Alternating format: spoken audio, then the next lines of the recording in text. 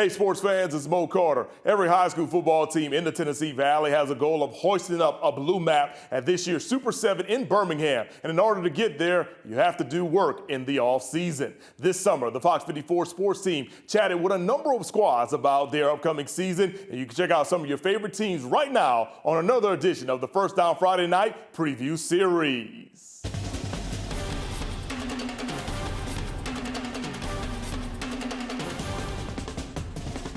This is Connor Hutchinson, Noah Gwynn, Parker Kennard, Draven Posey, and Ryder Smith. Need more? Oh, yeah, comments. Gosh. You're just happy to be here, right? Blessed to be here. Very blessed to be here again, another year.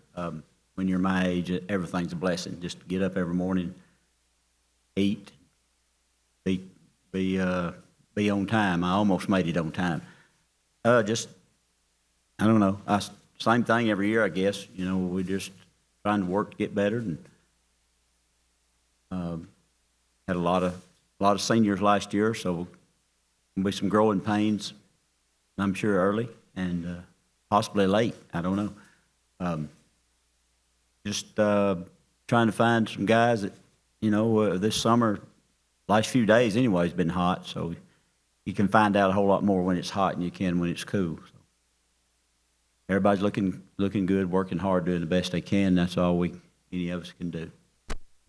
Coach, you added Maplesville to open the season. You're going to go to Montgomery in kind of a showcase game for the Alabama High School Athletic Association and your football team against Maplesville. Could you kind of give us some insight on how that may have came about this year?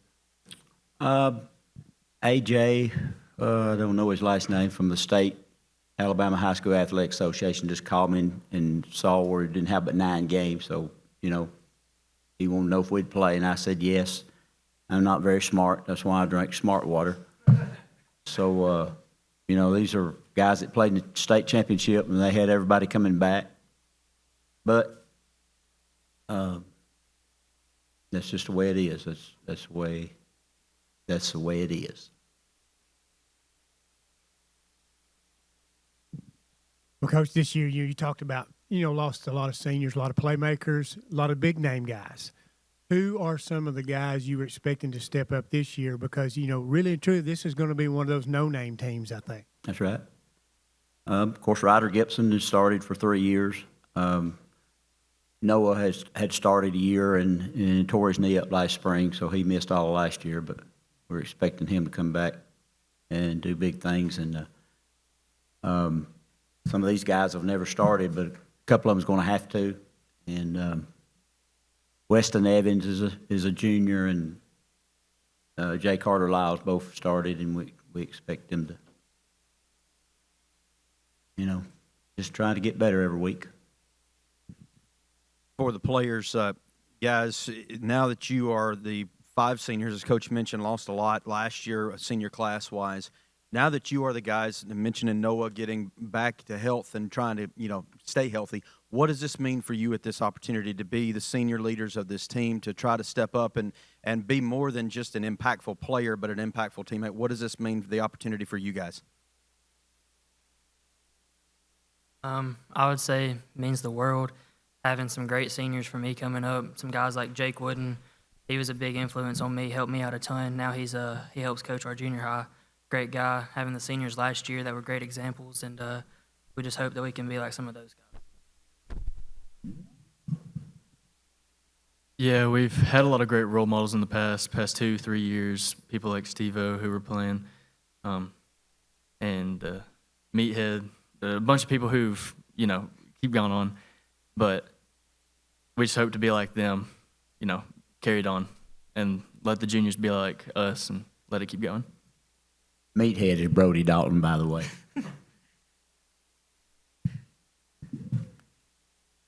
It just means a lot. Hope to bring the team together and play as a whole team, get everybody on the same page and communicate out there on the field and off the field.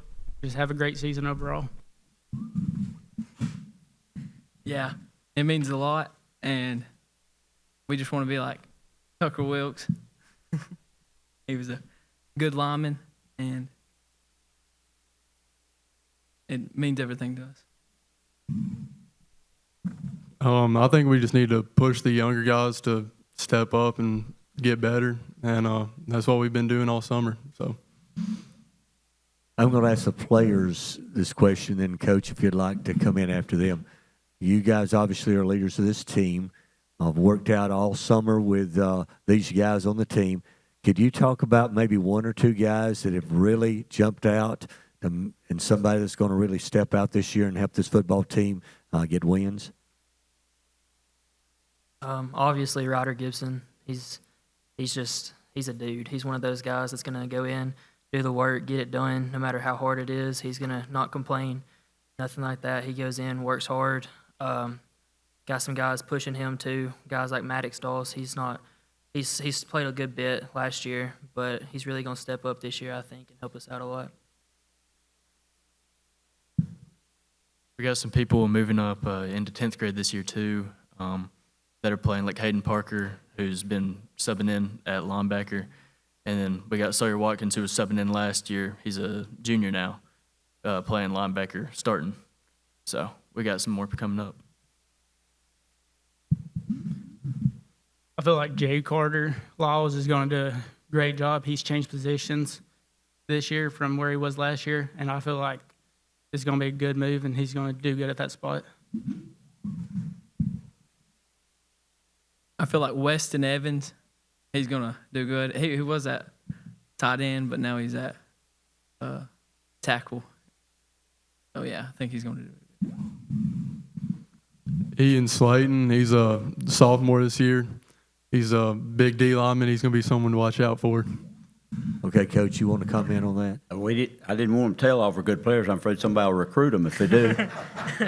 I just wanted them to just not talk a whole lot about, anybody that's any good. Nowadays, you can't talk about much because NIL might get them.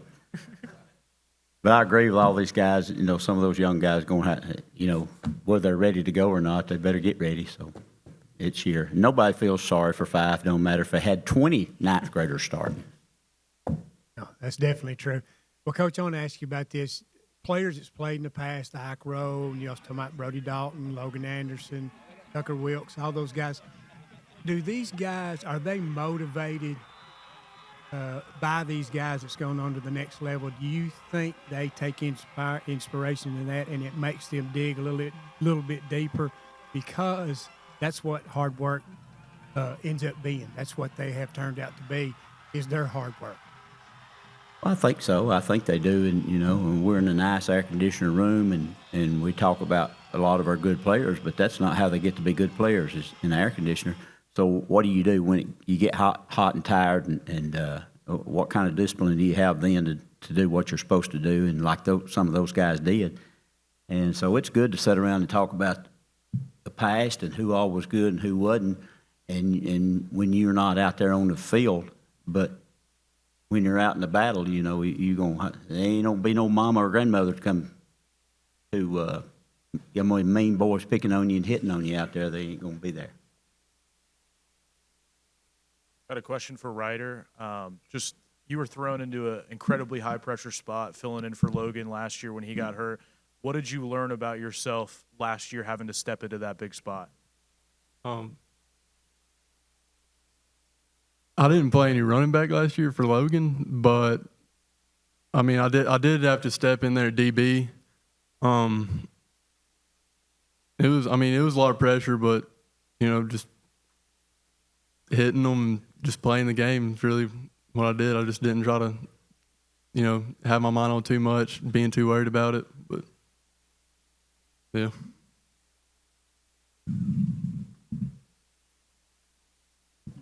Guys, Coach was just teasing a little bit about NIL a while ago and everything. What does it mean to get everybody's best week in and week out? Obviously you guys have the bullseye on your back and everything. Everybody wants to beat Fyffe. If you will, just talk about what that means to you guys. We always like to be challenged. You can only get better if you're challenged. If you're playing against people who don't care every week, then you're going to get complacent. So, you have to love the challenge when you play for a team like this and a coach like this. you have to love to be able to be challenged and to go out there and give it your all no matter what.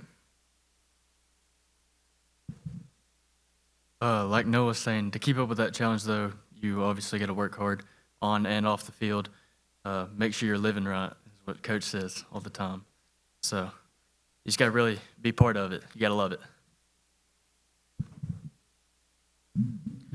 I believe that you have to play better competition to get better. So us playing hard competition throughout every week and it just getting intensely harder, I feel like it helps us get better as the season goes on. Yeah, hard competition, it gets us better and everything. And sleeping right and doing everything right makes us better. And hard competition, everything. You just gotta, do everything right, really sleep right and eat right, and playing teams that we put 40 on in the first half ain't gonna get us better. So I think, going to Maplesville first game, that's gonna be tough, but we'll learn a lot, about ourselves and the team after that. Coach, throughout your career, you've been able to, for a long time, keep consistency in your staff, that is, and coach with a lot of the same fellows who know the system that you want to implement, both sides of the ball. You've had just a little turnover this year with Coach Edge stepping away due to health reasons and retiring from that, and I know you've had a little shake-up there, not a lot, but could you talk about your staff a little bit and what we can expect from the 25 staff of the Red Devils? Well, Jace Jones is still helping us, and Seth Benefield and Eli Benefield's helping, and Will Hamby is going to be helping us this year. Those are all good guys and knowledgeable guys and godly people, and that's the number one thing that we'd like to have around is more godly people to keep the head coach straight. No, I'm just kidding.